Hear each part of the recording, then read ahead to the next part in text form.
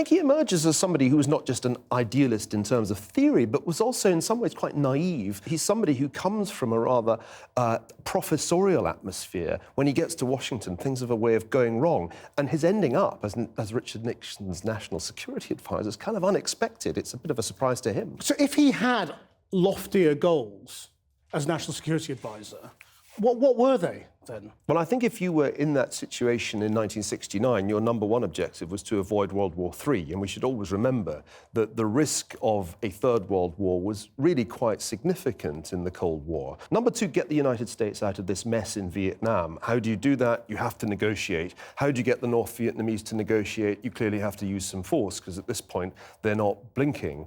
And in order to achieve that, then you have to do this most extraordinary of diplomatic moves, which is the opening to China, Nixon's arrival in Beijing in 1972. Did you set out to be a contrarian? I mean, this is a man who is hated by so many people because of Vietnam, because of the bombing of Cambodia. They call him a war criminal and so on.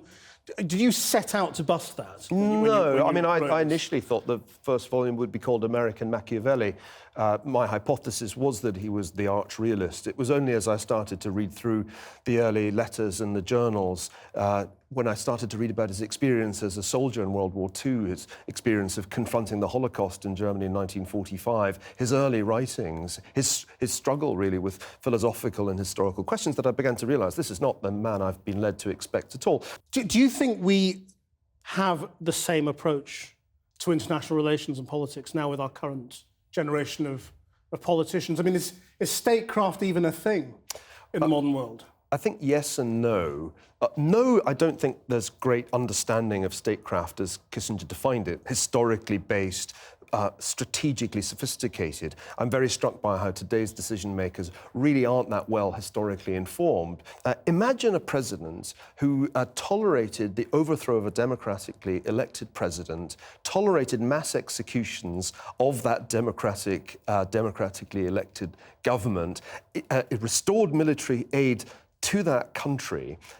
Imagine such a president. It's not just Richard Nixon in the case of Chile, it's also Barack Obama in the case of Egypt today. Do you think the strategy is discernible at all in the way that it perhaps was? It was much clearer in a way in Cold War terms, wasn't it? I think there was much more strategic clarity. It was something that Kissinger pressed for, and it was something that Nixon recognised was necessary. And I certainly think that they had a grand design at the beginning of 1969. It evolved over time. I struggle a bit to see what the strategic design of the Obama administration has been, other than not to be George W. Bush's administration. And this concept of strategic patience, which Susan Rice, Kissinger's successor as National Security Advisor, has used, seems to me like a fancy way of saying, play for time, kick the can down the road, hope things will be okay. And it's not worked well in Syria, let's put it mildly. You haven't got to the bombing of Cambodia in this volume, that comes in the next book, but is there anything to learn, do you think, about military action,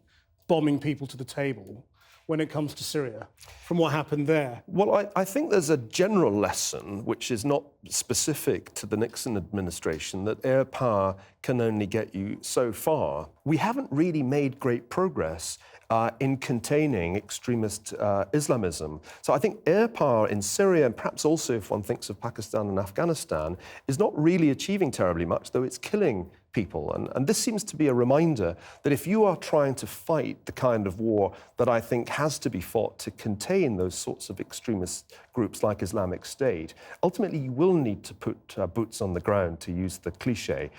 You need the intelligence that's only available on the ground. You cannot do everything from the air. I thought we learnt this in the 1990s, but it seems like we forgot it all over again because of the trauma of Iraq.